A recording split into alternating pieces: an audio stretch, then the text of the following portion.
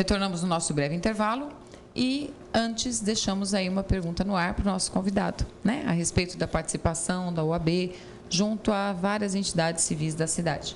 E aí a gente gostaria de saber como é que isso vai acontecer, se o doutor tem alguns planos a esse respeito, explicar um pouquinho para a gente sobre isso. Doutora Rosana, tenho muitos planos, mas acho que os cidadãos, no modo geral, têm percebido que nós não podemos depender única e exclusivamente das iniciativas governamentais. É óbvio que nós temos o poder legislativo, o poder executivo, até mesmo o poder judiciário, como os poderes constituídos da República, mas nas mãos do poder público não conseguimos fazer frente a todas as demandas da sociedade. E também, obviamente, a sociedade não pode ficar num papel de passividade, aguardando que o poder ele haja autonomamente. Na realidade, nós temos um papel muito importante, juntamente com a sociedade civil, de fiscalizar os poderes públicos, os seus programas públicos, né, a aplicação dos recursos públicos, mas também de complementar, a partir da mobilização da sociedade civil, várias atividades que o poder público não tem capacidade de fazer. Nós somos um povo muito solidário, apesar de vivemos um momento em que os noticiários só dão destaque ao lado negativo da nossa sociedade, eu consigo enxergar que existem inúmeras iniciativas de pessoas abnegadas, pessoas que realmente querem contribuir para a melhoria social, a melhoria da educação e a melhoria de todos os índices de desenvolvimento humano do nosso país. Eu entendo que a OAB tem uma responsabilidade para com essa sociedade, não de tomar todas as iniciativas, não de coordenar os programas, nada disso. A OAB é um parceiro do cidadão. Então, isso está no artigo 44 do nosso Estatuto da Advocacia. Aliás, aparece como primeira finalidade da OAB, que é defender o Estado Democrático de Direito, pugnar pela solução dos problemas da cidadania, defender a democracia, e é isso que eu entendo que a OAB deve fazer. Então, vai se ladear da associação comercial, da associação empresarial industrial, das entidades filantrópicas do nosso município, seja no Rotary, no Lion, seja aquelas associações de bairro, os CONSEGs, que são os Conselhos de Segurança Comunitária, tantas iniciativas maravilhosas, né, que nós temos oportunidade de conhecer. Nesse meio de campanha que eu desenvolvi de alguns meses, eu tive acesso a tantas iniciativas que são carentes da participação da OAB através dos seus advogados, que têm o conhecimento jurídico e podem contribuir para que os trabalhos sejam feitos coordenados e com mais qualidade. É isso o meu compromisso, essa é a aproximação que eu pretendo fazer. Eu quero dar visibilidade aos advogados e mostrar para cada cidadão que ele deve contar com o advogado. O advogado é um parceiro dele, muito mais no preventivo do que até no contencioso. Porque a gente é quase que treinado a pensar só o contencioso, para o seu telespectador entender. É só quando a coisa já entornou, só quando o caldo já entornou é que o advogado é chamado.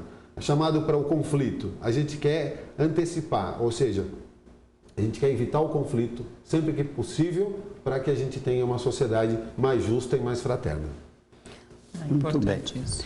Doutor Alexandre, vamos mudar um pouquinho agora o foco da entrevista e sair do cenário local para mergulhar um pouquinho no cenário nacional. Ok. Então, como é que você está vendo, né, como presidente agora da OAB, o cenário nacional? Com tanta denúncia de corrupção, desvio de dinheiro público, o Brasil está praticamente nesse mês de dezembro paralisado. Perfeito. Como é que você está vendo essa questão? Olha, eu vou aqui num chavão, né? Toda crise é uma oportunidade, né? Traz consigo uma oportunidade. Então, a gente vê uma crise aparecendo para as vistas do povo, que na realidade reflete um passado, não é? Eu vejo o momento presente com um olhar positivo, um olhar de que algo está sendo feito, que alguma providência está sendo tomada. Eu, obviamente, que não concordo ipsis literis com todas as providências. como o senhor destacou no início, eu sou advogado criminalista. E o advogado criminalista, ele tem uma visão crítica, porque ele defende as garantias constitucionais de todo o acusado, de todo o cidadão, na realidade, que possa vir a ser acusado. Eu olho com algumas reservas, algumas iniciativas, por exemplo, a delação premiada, ela é uma boa ferramenta, mas se for usada adequadamente, o que não pode a sociedade aceitar é que alguém seja preso para fazer uma delação premiada. Isso está virando voz corrente. As pessoas estão aceitando isso com muita naturalidade. Então, o cidadão deve fazer uma reflexão. Será que é legítimo eu obrigar a pessoa, através de uma medida constritiva, de uma medida privativa da sua liberdade, a ela colaborar com a justiça? Isso é necessariamente, verdadeiramente uma colaboração voluntária, como a lei estabelece? E tantas outras medidas de investigação que deveriam ser a última forma de investigação tem sido a primeira. Então, eu acho que enquanto instituição, nós temos que ter coragem de dar à sociedade a nossa opinião. Nós não devemos ser assim levados a concordar com aquela voz corrente, com aquela opinião pública, que muitas vezes não é nem a opinião pública, mas uma opinião que é publicada, que conduz a um raciocínio que pode nos levar a uma situação pior do que a gente vive, uma situação de uma liberdade limitada, de garantias flexibilizadas, e uma democracia sem garantias sólidas faz com que todo cidadão fique vulnerável, não é? No seu dia a dia, no seu cotidiano. Nós estamos hoje estamos gravando esse programa, né, que vai ao ar aí daqui, né, ainda no ano de 2015 para 2016, eu já desejo aqui um ótimo 2016 para todos vocês, mas hoje bloquearam o WhatsApp, é um meio de comunicação, não é? Então, será que foram observadas as garantias dos cidadãos? Será que isso trouxe prejuízo para a sua vida? Essa é uma reflexão que nós temos que fazer, porque a OAB, ela é guardiã das liberdades, é guardiã do direito, da democracia. Doutor, não está só ainda, você falou em delação premiada, não está dando a impressão de que o crime está compensando? Porque o sujeito faz um crime, rouba milhões, manda dinheiro para a Suíça, para o Paraguai, para o Chile, sei lá para onde, aí depois ele volta, denuncia meia dúzia de comparsas e ele sai andando para casa, devolve uma parte do dinheiro.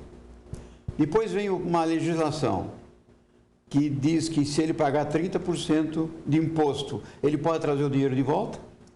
E aí, tá me passando a ideia de que mais do que nunca o crime começa a compensar.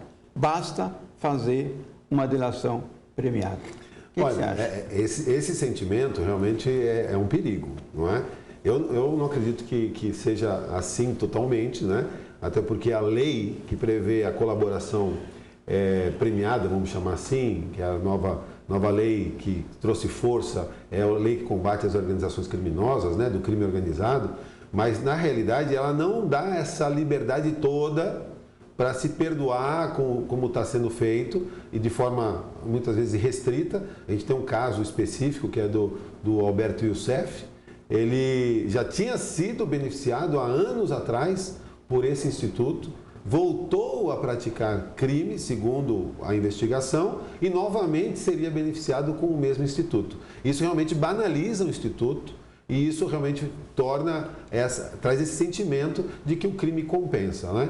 Eu acredito que a gente tem que ter critérios. Nós não temos essa cultura da barganha, que quem acompanha, pelo menos no cinema americano, que a gente assiste muito filme de origem americana aqui no nosso país, a gente vê a barganha, os promotores negociando antes mesmo de propor as ações. Isso não é da cultura do nosso direito. E às vezes a gente importa um instituto que não tem a mesma característica, não vem na mesma lógica, e isso quebra toda a lógica de um sistema. Nós temos que ter muita cautela de importar culturas estrangeiras sem adaptá-las à nossa realidade. Eu tenho receio que aconteça isso que o doutor está antevendo, esse sentimento de impunidade cresça ao invés de diminuir. É meio complicado isso. Doutor, mudar novamente, né, o foco aqui da nossa entrevista, e é uma pergunta que a gente sempre faz, sempre que temos um representante da OAB aqui entre nós. Nós temos o exame de admissão, digamos assim, dos bacharéis que passam aí a categoria de advogados. Muito se discute, né, a importância dessa prova, dessa avaliação, a permanência dela. Outros discutem que ela não deveria mais existir. Nós temos aí um projeto, né, do próprio presidente da Câmara, Eduardo Cunha, que defende que o Instituto ou a avaliação não deveria mais existir. Eu queria saber a opinião do doutor a esse respeito. O exame da OAB. O exame da OAB é absolutamente necessário. Eu sou totalmente refratário dessa ideia levantada pelo presidente da Câmara dos Deputados, com todo respeito ao cargo que ele ocupa, mas ele tem se mostrado um exame importante para a qualidade do profissional advogado. O bacharel de Direito, aquele que cola grau no curso de Direito, Ciências Jurídicas e Sociais, ele tem, obviamente, condições de ir para várias áreas do direito, não só para a advocacia. E na advocacia, isso é regulamentado já há muitos anos, desde que o nosso estatuto entrou em vigor em 1994, o exame de ordem. Ele, obviamente, às vezes ele tem algumas distorções, no momento ele está vivendo uma situação assim de um certo equilíbrio até com relação ao nível de dificuldade. Agora se fez uma alteração recente em que aquele candidato que preste a segunda fase e eventualmente não obtenha a aprovação possa ingressar novamente diretamente na segunda fase, o que era uma demanda antiga, né? Porque se a pessoa já passou na primeira fase, que é uma fase de conhecimentos gerais, e ela não conseguiu ainda a habilitação para a segunda fase, que é de conhecimentos específicos de uma determinada área, deveria ter direito de fazer, e isso foi atendido. Eu acho que isso foi um avanço. Eu sou absolutamente favorável ao exame de ordem. Se me permite uma divagação, doutora Rosana, eu defendo já há muitos anos, e isso é uma coisa que não depende de mim, nem agora como presidente da subseção Guarulhos, mas é uma demanda nacional, seria uma alteração nacional. Mas eu acho que o advogado, quando ele vai ingressar na advocacia, a gente podia de repente fazer um exame e falar: olha, você vai se habilitar para tal área, você vai atuar na área trabalhista.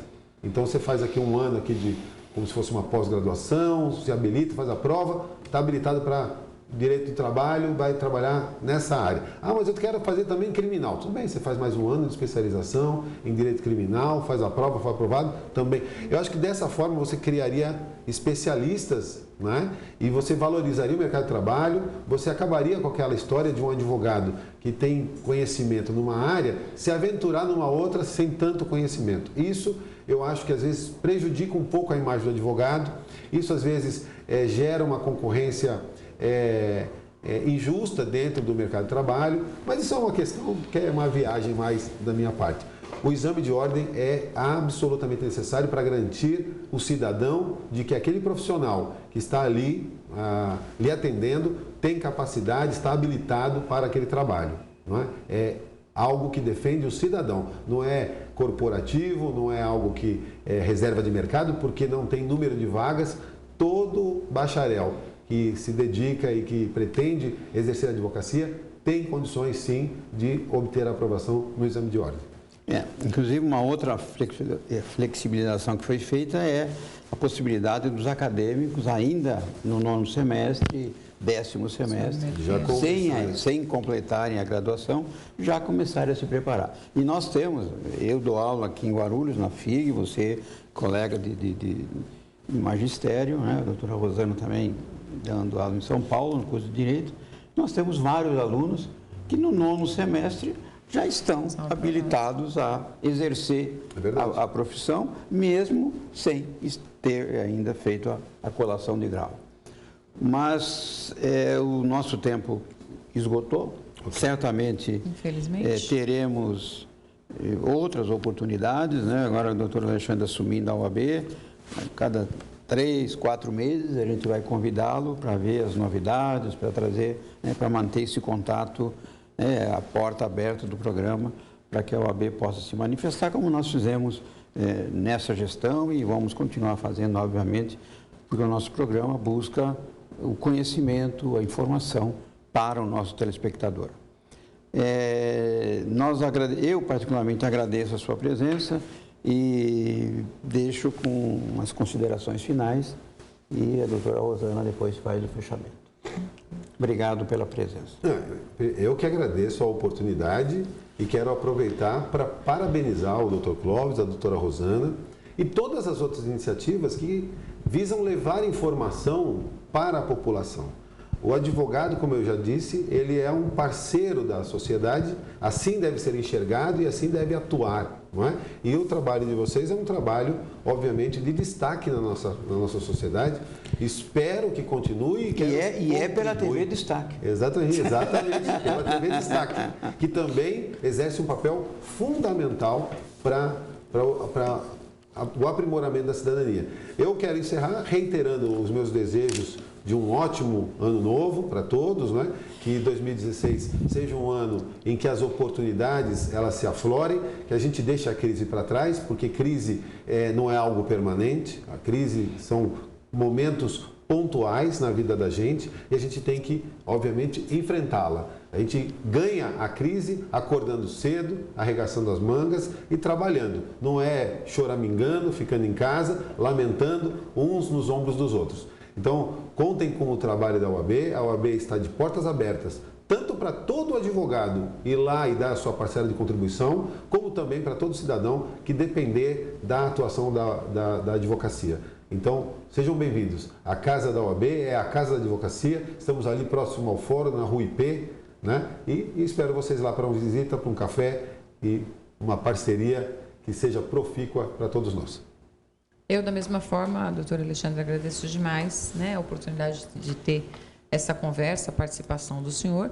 E da mesma forma, né, a gente espera contar com a sua participação em outros programas, com outros assuntos e, de repente, apenas para informar a nossa comunidade acadêmica, os nossos colegas advogados que nos prestigiam e a população cidadão em geral, que eu acho que é importante, né, com certeza, ter acesso a esse tipo de informação. Muito obrigada mesmo pela sua participação. Eu posso encerrar, Clóvis? Sim, vamos encerrar, porque o Geraldo já está ali desesperado, dizendo que o tempo escorre. Você é amigo da TV Destaque, canal d11.com.br